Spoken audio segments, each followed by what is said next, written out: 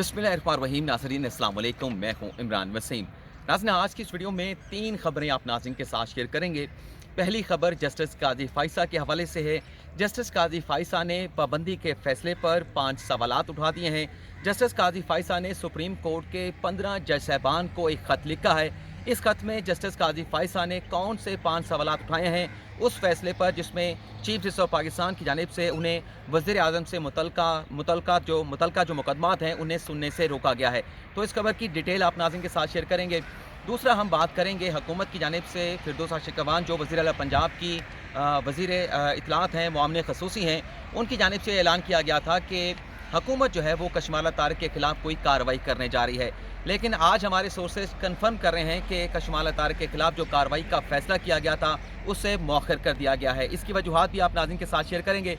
तीसरी आज की हमारी खबर यह है कि ब्रॉडशीट कमीशन का जो दफ्तर है, जो मकाम है जहां पर ब्रॉडशीट कमीशन ने बैठना था, तहकीकात करनी थी, उसे तब्दील कर दिया गया है। इस पर भी आप नाज़रीन के साथ गुफ्तगू करेंगे। बाकी आज इलेक्शन कमीशन ऑफ पाकिस्तान में खासी ज़्यादा हलचल है। हुकूमत और अपोजिशन के वो रहनुमा जो सेनेट के इलेक्शन में हिस्सा लेना चाहते हैं, आज वो इलेक्शन कमीशन पहुँच रहे हैं, नॉमिनेशन पेपर फाइल कर रहे हैं। इस पर भी आप नाज़रीन के साथ गुफ्तगू करेंगे। नाज़रीन, ये वो ख़त है जो जस्टिस काजी फ़ाइसा की जानिब से लिखा गया है रजिस्ट्रार सुप्रीम कोर्ट को।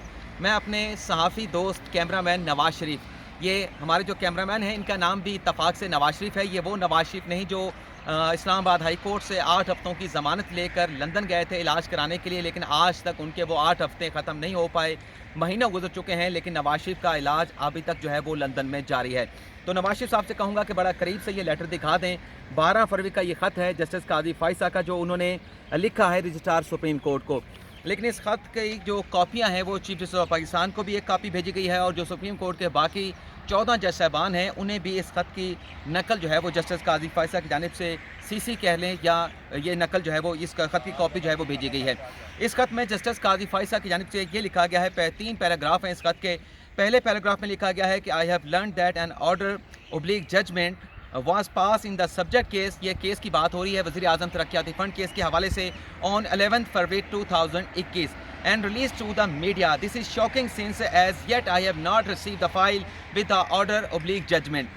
जस्टिस काजी फ़ाइसा ये कह रहे हैं कि ये पता चला है कि मुझे कि 11 फरवरी की जो वज़ीर आज़म तरक्याती फ़ंड केस की समाअत हुई है उसका फ़ैसला मीडिया को जारी कर दिया गया है, फ़ैसला तहरीर कर दिया गया है। लेकिन मेरे लिए हैरान कुन बात यह है कि इस फैसले की कॉपी जो है, इस फैसले की जो फाइल है, दस्तखत करने के लिए मेरे पास नहीं भेजी गई थी। मुझे ये फैसला करने का मौका नहीं दिया गया कि मैं इस फैसले के साथ एग्री करूँ या डिसएग्री करूँ।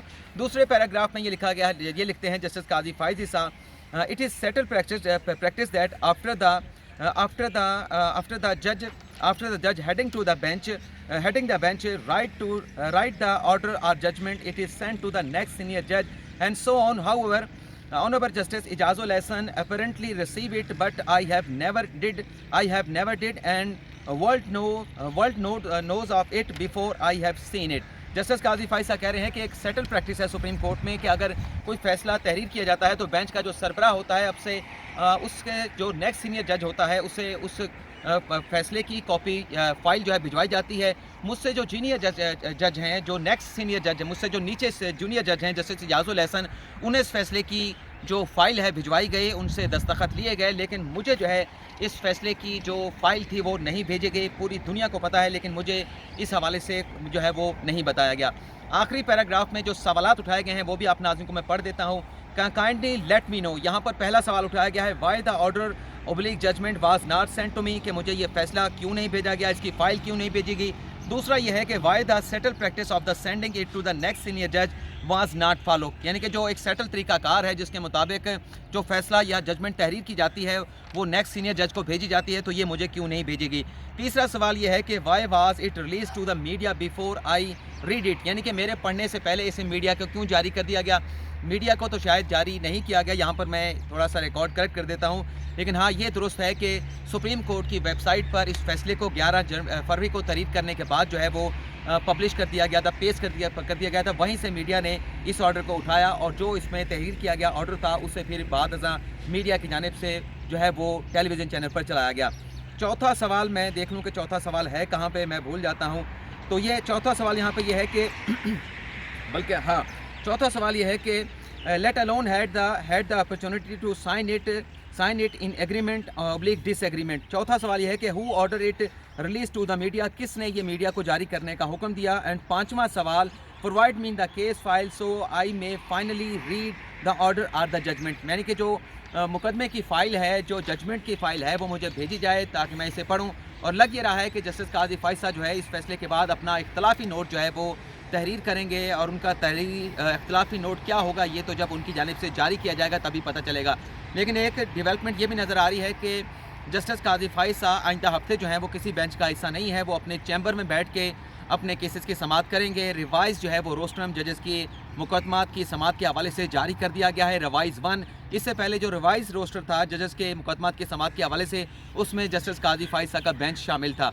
ट्विटर पर भी हम देख रहे हैं कि जस्टिस काजी फाइसा के नाम से जो ट्रेंड बनाया गया है, किसने बनाया है खुदा बेहतर जानता है, लेकिन वो भी काफ़ी टॉप 10 में जो है वो आता हुआ नज़र आ रहा है। दूसरी जो खबर थी कि कशमाला तारिक के हवाले से हमने सुना कि जब यहाँ पर G11 इशारे पर एक एक्सीडेंट हुआ था, और उस एक्सीडेंट के बाद काफ़ी ज़्यादा मुतालबा ज़ोर पकड़ गया था कि कशमाला तारिक, जिनका नाम ख्वाजा आसिफ के साथ जो मशकूक ट्रांजैक्शन है वहाँ पर भी आया है क्योंकि 12 करोड़ रुपए की ट्रांजैक्शन जो है वो कशमाला तारिक के अकाउंट में भी हुई है।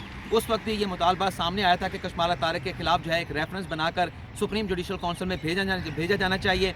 लेकिन जब फिर G11 इशारे पर वो एक अफसोसनाक वाक़या पेश आया जिसमें कशमाला तारिक की काफ़िले की गाड़ी से 4 जो है वो नौजवान जो है वो उन्हें कुचल दिया गया था, वो अपनी जान की बाजी हार गए थे। तो उसके बाद ये मुतालबा दोबारा से किया, ये मुतालबा काफ़ी ज़ोर पकड़ गया, और फिर फिरदौस आशिक अमान और शायद किसी और हुकूमती रहनुमा से भी हमने ये सुना था कि कशमाला तारिक के ख़िलाफ़ जो है वो रेफरेंस तैयार करना या उनके खिलाफ कार्रवाई का फ़ैसला कर लिया गया है, असूली फ़ैसला कर लिया गया है।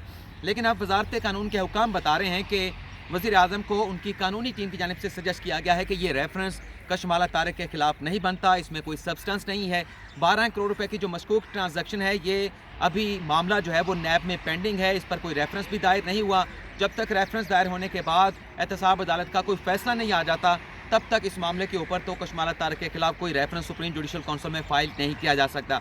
दूसरा जो वाक़या है G11 इशारे के हवाले से, उस पर भी उसी कानूनी टीम के एक सीनियर रहनुमा की जानिब से वज़ीर आज़म को ये एडवाइस किया गया है कि ये मामला भी कशमाला तारिक के खिलाफ कार्रवाई का जवाज़ नहीं बनता। कशमाला तारिक के खिलाफ इस वाक़े के ऊपर कार्रवाई तब हो सकती थी कि अगर वह खुद गाड़ी ड्राइव कर रही होती, लेकिन यहाँ पर तो शकूक व शुबात का इज़हार किया जा रहा है कि आया कि गाड़ी जो है वो कशमाला तारिक के ड्राइवर ड्राइव कर रहे थे या उनका बेटा ड्राइव कर रहा था। इस हवाले से पुलिस ने तहकीकात करनी है। लेकिन ये वाज़ेह है कि कशमाला तारिक जो है उस वक्त जब ये वाक़या पेश आया, G11 इशारे के ऊपर कशमाला तारिक जो है वो खुद ड्राइव नहीं कर रही थी। कानून के मुताबिक जो गाड़ी ड्राइव कर रहा था सिर्फ उसी के खिलाफ कार्रवाई हो सकती है। ब्रॉडशीट कमीशन के हवाले से ज़रा ये बता रहे हैं कि पहले तो यहाँ पर वफाकी शरई अदालत में ब्रॉडशीट कमीशन का जो सदर दफ्तर था, जो मरकज़ी ऑफिस था, कायम किया गया था। लेकिन अब ज़रा ये बता रहे हैं कि सिक्योरिटी रीज़न की वजह से यहाँ से दफ्तर मुंतकिल कर दिया गया है किसी और जगह पर, लेकिन कहाँ पर मुंतकिल किया गया इस हवाले से ज़रा कोई भी वेन्यू कन्फर्म करने के हवाले से जो है वो हिचकिचाहट का मुजाहरा कर रहे हैं। हम कोशिशों में हैं कि दफ्तर कहाँ पे है, क्योंकि हम उस कमीशन की कार्रवाई को कवर करना चाहते हैं। इससे पहले JIT की कार्रवाई जो पनामा केस के हवाले से बनाई गई थी, उसे भी हमने जुडिशल अकेडमी से कवर किया था। तो इसकी कवरेज के लिए भी कोशिशें तो हमारी जारी हैं, लेकिन अभी तक नहीं पता चल पा रहा कि इसका दफ्तर कहाँ कायम किया गया है।